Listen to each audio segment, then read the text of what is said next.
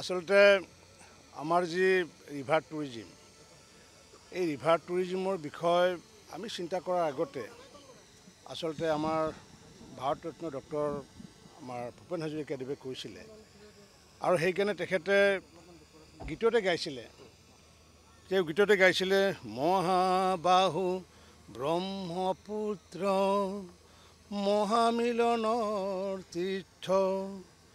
কত যুগ ধৰি আহিছে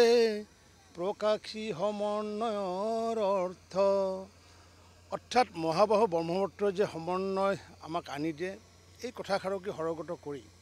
আজি ব্ৰহ্মপুত্ৰ কাৰ্নিভেল ফেষ্টিভেল বা এই ৰিভাৰ টুৰিজিমৰ ব্যৱস্থা কৰা হৈছে আৰু মই আশা ৰাখিছোঁ যে আমাৰ যি টুৰিজিম বিভাগৰ সমগ্ৰ বিষয়া কৰ্মচাৰী আৰু তাৰে প্ৰাক মুহূৰ্তত আমাৰ জয়ন্ত মল্লবৰুৱা ডাঙৰীয়া তেখেতো যথেষ্ট অৱদান ইয়াতে আছিলে আমাৰ বিভাগৰ বিষয়াৰ লগতে আমাৰ ঋতুপৰ্ণ বৰুৱা দিলীপ দাসকে আদি কৰি আমাৰ প্ৰিন্সিপাল ছেক্ৰেটাৰী জে.বি. এক্কাকে আদি কৰি সমগ্ৰ বিষয়াসকলে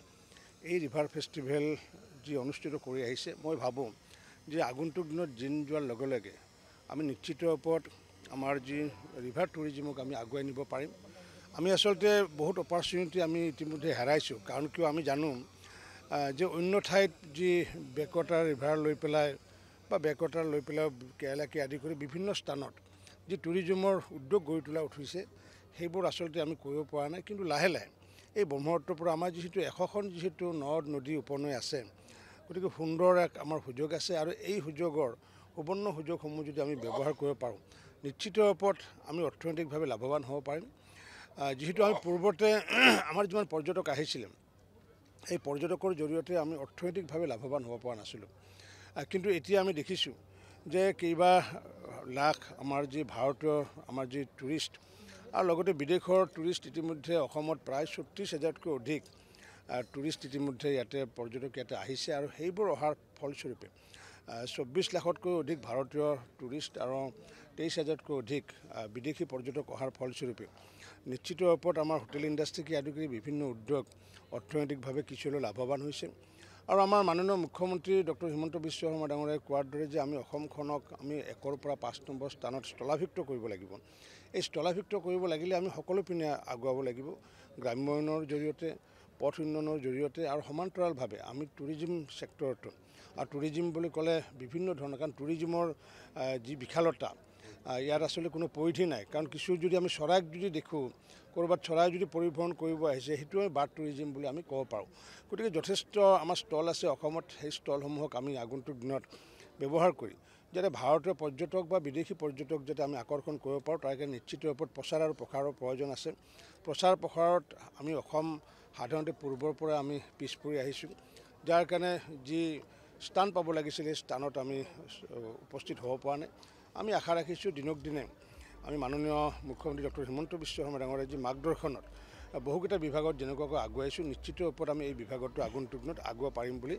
মই দৃঢ় বিশ্বাসী